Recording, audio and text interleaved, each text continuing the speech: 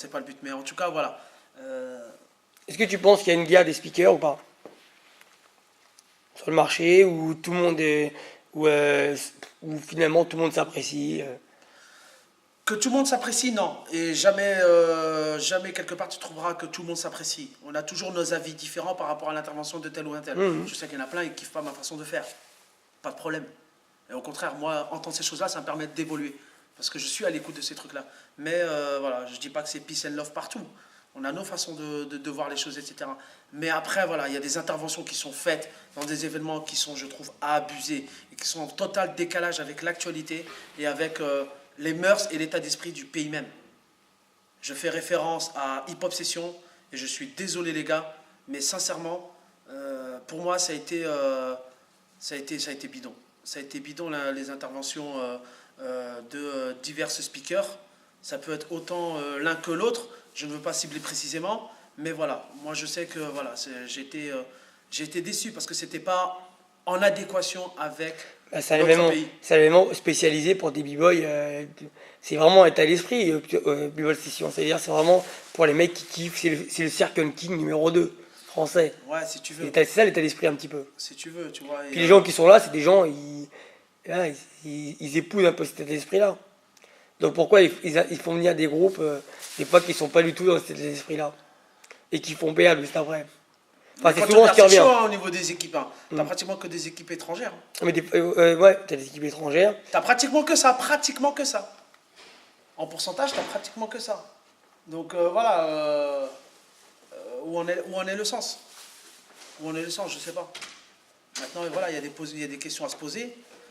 Après, ça sert à rien de rentrer dans des états d'esprit de oui, grosse organisation, je sais pas quoi, on va faire un truc de machin, on fait un réseau d'organisateurs pour ceci, cela, machin.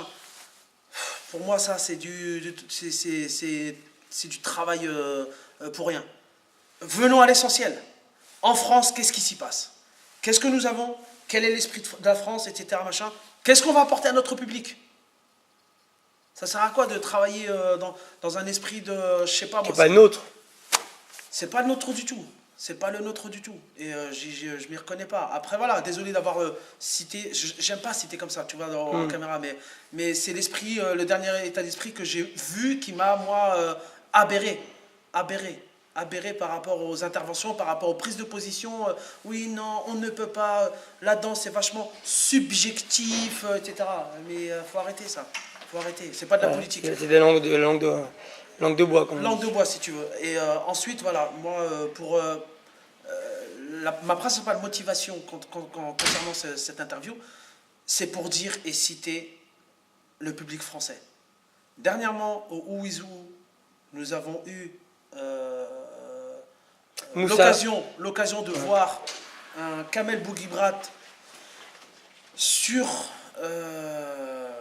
survolté quant à ses interventions, démesuré, à prendre le micro toutes les 5-10 minutes, esprit hip-hop, tralali tralala, même jusqu'à accabler un de nos DJ pour dire que la musique que tu passes, ce n'est pas hip-hop. Je trouve ça décalé, je trouve ça abusé. D'accord? Nous, aux États-Unis, on va là-bas, on ne fait pas ça. On respecte l'organisation. On peut apporter des critiques entre nous de manière, dans un cercle fermé, très bien, mais on respecte ces choses-là. Et moi, ce que je déteste par-dessus tout, c'est que voilà, quand un invité, il arrive et il se croit conquérant, parce que j'ai un nom, ou parce que je viens de tel endroit, ou parce que ce mouvement vient de chez nous, ça, je ne peux pas l'accepter. Parce que ça s'appelle ne pas respecter les gens. Parce que quand on le voit prendre le micro et dire « il faut respecter, le respect c'est important », je suis désolé, à travers ces diverses interventions, il n'a pas respecté le public français. Et de surcroît, quand on voit le danseur de house qui derrière prend et enchaîne le micro, il prend aussitôt et qu'encore derrière, la meuf du Trump, elle enchaîne aussi, etc. Pour moi, je suis désolé, ça s'appelle faire de la démonstration et faire du bruit.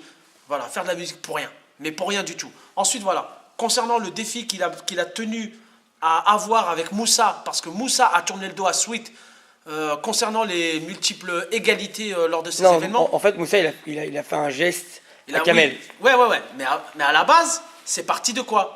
Moussa en avait marre de ces multiples égalités. Donc il est parti, il est revenu, il était énervé contre Kamel, etc. Et il lui a fait un geste malsain. Kamel l'a vu, a pris le micro, il a dit écoute, ça c'est pas du respect, etc. Maintenant, si t'es pas content, je suis là. D'accord, Kamel, très bien. Ok. on va faire ce que tu veux. On va créer un défi, pas de souci. Mais à la fin, c'est pas tu te débines, mec. C'est pas tu te débines, genre, je suis Kamel Bouguibrat, c'est à toi de passer, t'es plus petit que moi, etc. Pour moi, ça ne rentre pas en ligne de compte. Je suis désolé. Tu as demandé le défi, tu l'enchaînes. C'est comme ça que j'ai vu les choses. Et c'est ce pourquoi, moi, j'ai pris le micro et je lui ai bien stipulé les choses. Je lui ai bien dit, si t'es un b-boy, tu prends ta place. Ouais, voilà, excuse-moi. J'ai arraché le micro, voilà, parce que c'est aussi la particularité de Momoz. C'est qu'on ne lui donne pas le micro, il l'arrache le micro. Non, mais d'accord. Il arrache le micro à l'insu des gens, non, mais c'est aussi bien de le dire aux organisateurs, parce que c'est important. Parce qu'ils ne le savent pas forcément, tu vois. Ils croient que dans les relations, on est copains, machin, alors tu vas me donner. Non, c'est pas ça du tout. J'ai pris le micro de ma propre insu. Et du coup, voilà. J'ai dit ce que j'avais à dire à Kamel. T'es un b-boy, tu prends ta place. Ici, t'es en France. Et ici, t'es pas le roi. Tu viens pas, tu fais ton cinéma à 2 balles et puis tu vas t'asseoir sur ton fauteuil star puissance 1000. Non, c'est pas comme ça que ça se passe. C'est pas comme ça que ça se passe. Et quand tu prends le micro et tu dis à un de nos DJ que ça c'est pas hip-hop, va lui donner des leçons de DJing alors. Et prends une école ou quoi que ce soit et puis tu donnes des leçons de DJing à toute la France. Si vous les Américains vous êtes les meilleurs au monde. Maintenant ce qui m'a déçu, c'est que derrière ça, voilà, il n'y a pas eu tant de réactions que ça du public français, qui a plus ou moins, je vais dire, acquiescé toutes ces prises de position. À lui comme aux autres. Comment? À lui comme aux autres. À lui comme aux autres. Alors, est-ce que c'est parce que ce sont les Américains ou ça vient de chez eux? Mais j'ai eu ce sentiment-là. Et sincèrement, Yuval, quand il y a eu Média Kamel, j'étais énervé et j'étais dégoûté. Je suis parti direct. J'ai pas voulu c'est comme Betty Crump. Les Français sont toujours pour les étrangers, pas pour les Français. Qu'est-ce que tu veux? Ça fait longtemps. Et ça, c'est dommage. En France, c'est dommage qu'il y ait cet état d'esprit-là. Nous avons une culture française dans le hip-hop.